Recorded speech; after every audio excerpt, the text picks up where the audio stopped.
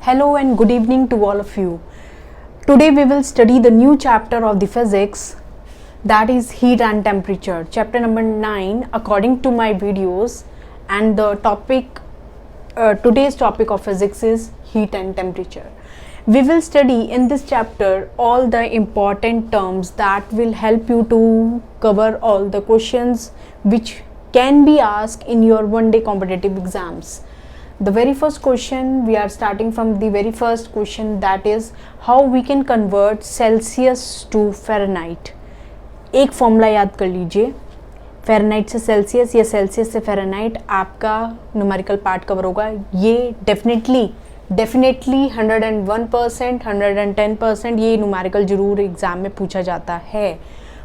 Problem क्या है, दोनों फॉर्मूले याद करने से एक भी फॉर्मूला याद नहीं रहता, कन्फ्यूजन होगा और आपका न्यूमेरिकल गलत हो जाता है. ठीक है, सेल्सियस को फ़ारेनहाइट में करना है. F = 9/5. देखो ऊपर बड़ी टर्म नीचे छोटी टर्म. ठीक है, C + 32. C यहाँ पे सेल्सियस है, F यहाँ पे फ़ारेनहाइट है. एक फॉर्मूला याद कर लीजिए, आपका न्यूमेरिकल कवर हो जाएगा. ठीक है, उससे भी पहले मैं आपको एक बार ये बताना चाह रही हूँ, हीट क्या है, एनर्जी फॉर्मेशन है, फॉर्म ऑफ एनर्जी है. टेम्परेचर क्या है, हॉटनेस या कोल्डनेस के बारे में मेज़र करते हैं with the help of thermometers. ठीक है, और आपका फंडामेंटल क्वांटिटी है टेम्परेचर, जिसकी आपकी जो यूनिट रहती है वो केल्विन रहती है. ठीक है, सेल्सियस टू फ़ारेनहाइट हमारा जो वेरी फर्स्ट क्वेश्चन है, बहुत फर्स्ट क्वेश्चन है इस टॉपिक का, वो मैं कवर कर रही हूँ. क्या होगा फॉर्मूला, F = 9/5 C + 32. ये आपको याद करना है.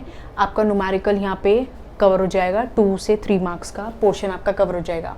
नॉर्मल बॉडी टेम्परेचर, ये आपका बायोलॉजी का भी पार्ट है, आपका फिजिक्स का भी पार्ट है. ठीक है, नॉर्मल बॉडी टेम्परेचर आप एक याद कर लीजिए, दोनों में से एक याद कर लीजिए, या तो फ़ारेनहाइट याद कर लीजिए या सेल्सियस याद कर लीजिए. सेल्सियस में कितना है, 37 डिग्री सेल्सियस, 37. ठीक है, और फॉर्मूले में पुट कर दीजिए तो आपकी फ़ारेनहाइट की वैल्यू आ जाएगी. F = 9/5 C + 32. और आपका नॉर्मल बॉडी टेम्परेचर कितना होगा, सेल्सियस में आप याद कर लीजिए 37 डिग्री सेल्सियस. आप सेल्सियस की वैल्यू फॉर्मूले में रखिए, फ़ारेनहाइट की वैल्यू आ जाएगी. ठीक है, अगर आपको केल्विन की वैल्यू निकालनी है तो सेल्सियस वाली वैल्यू में 273 वैल्यू ऐड कर दीजिए, आपका केल्विन का वैल्यू आ जाएगा. ये एक अलग से फॉर्मूला है. ठीक है, जो आपको माइंड में रखना है.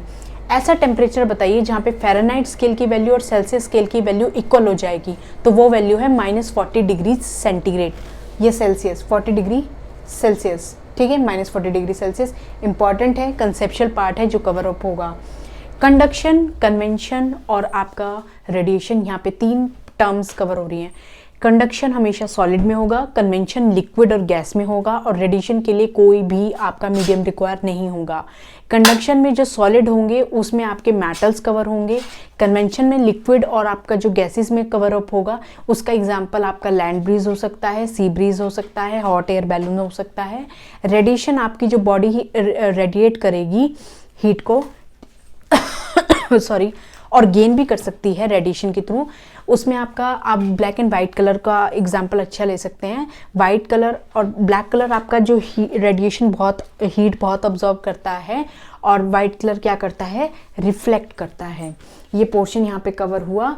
Types of thermometer, 4 types of thermometers are there. Very first one is the your clinical thermometer. Clinical यानी कि आपकी जो क्लिनिक्स हैं उनमें यूज़ होगा बॉडी टेम्परेचर को मेज़र करने के लिए. Minimum and maximum thermometer weather forecasting के लिए, कि आज दिन का मिनिमम और मैक्सिमम आपका टेम्परेचर क्या रहा वो मेज़र करने के लिए वेदर फॉरकास्टिंग वाले यूज़ करते हैं. उसके बाद आपका जो थर्ड टाइप रहेगा लेबोरेटरी थर्मामीटर, उसकी रेंज क्या है ये पूछ ली जाती है. इंटरव्यू में भी आपका पूछा जा सकता है. -10 degree Celsius to 110 degree Celsius. उसके बाद डिजिटल थर्मामीटर. डिजिटल थर्मामीटर आजकल क्लिनिकल थर्मामीटर्स की फॉर्म में यूज़ हो रहे हैं बॉडी टेम्परेचर को मेज़र करने के लिए. सारे क्लिनिक्स पे डॉक्टर के पास आपको ये देखने को मिलेगा. उसके बाद इवोपरेशन और बॉइलिंग, ये इंपॉर्टेंट है. इसमें इवोपरेशन और बॉइलिंग, इसमें लेबोरेटरी थर्मामीटर आपका इंपॉर्टेंट रहेगा.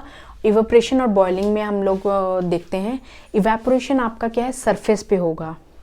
ठीक है, इवेपोरेशन और बॉइलिंग आपका दोनों ही क्या होगा, लिक्विड से गैस की फॉर्म में चेंज हो रहा है.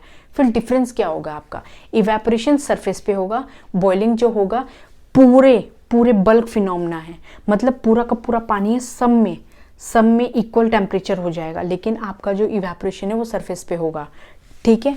उसके बाद ये किसी भी टेम्परेचर पे हो सकता है, लेकिन बॉइलिंग पॉइंट पे ही होगा।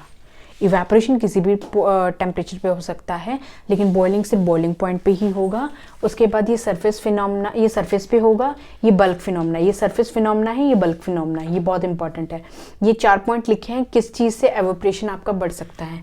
टेम्परेचर को बढ़ा दो, इवेपोरेशन बढ़ जाएगा, ठीक है। विंड स्पीड बढ़ा दो, इवेपोरेशन बढ़ जाएगा। ह्यूमिडिटी बढ़ा दो, आपका इवेपोरेशन बढ़ जाएगा। सरफेस एरिया बढ़ा दो, इवेपोरेशन बढ़ जाएगा। ये 4 फैक्टर्स हैं जो आपका इवेपोरेशन को इंक्रीज करने में आपकी हेल्प करेंगे। थर्मोस्टैट एक डिवाइस है जो थर्मो मीन्स टेम्परेचर, स्टैट मतलब कांस्टेंट, टेम्परेचर को कांस्टेंट रखेगा। ऑटोमेटिकली आपकी डिवाइस का टेम्परेचर क्या करेगा, कांस्टेंट रखेगा, automatically regulates the temperature of system. इस तरह की डिवाइस है जो आपके सिस्टम का, आपके ऑब्जेक्ट का टेम्परेचर को क्या रखेगा, कांस्टेंट रखेगा, बढ़ने नहीं देगा। एब्सोल्यूट जीरो टेम्परेचर किसे बोलते हैं, एब्सोल्यूट जीरो टेम्परेचर, ये आपका नेक्स्ट क्वेश्चन है। जीरो केल्विन को हम एब्सोल्यूट जीरो टेम्परेचर बोलते हैं। इसमें से हमारा थर्मोस्टैट पे क्वेश्चन आता है, ठीक है, थ्योरी के फॉर्म में। एब्सोल्यूट जीरो आपका क्वेश्चन आ सकता है। इवेपोरेशन और बॉइलिंग का डिफरेंस बहुत